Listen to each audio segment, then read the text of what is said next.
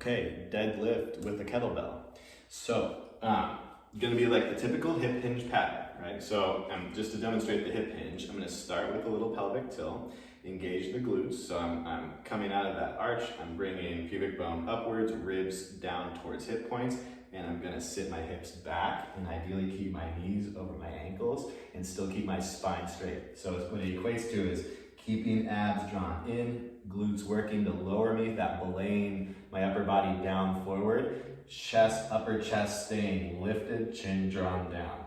So I can do that hip hinge motion to start, to practice, but then go and grab the kettlebell. So I'm trying to sit back into my glutes and just take the tension off my thighs. So try to feel the whole posterior chain engage.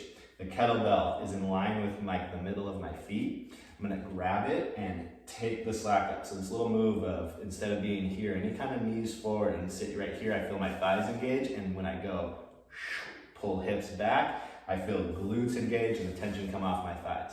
I'm also gonna lift the upper chest a little bit. I'm gonna also close the back of the armpit, so the armpit isn't exposed, the elbows aren't popped outward. I'm pointing the elbows backward a little bit, and I'm gonna go on the exhale, push through my heels, right to pubic bone. So just lifting the bar right to that base of the pelvis there. I'm trying to keep the tilt and not let that happen.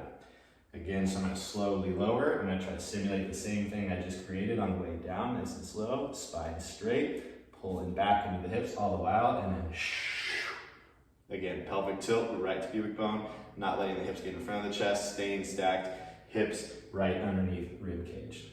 Long exhale to go back down is the working part again, and then the part where you're building eventually, ultimately speed, on the way up, exhale, control on the way down.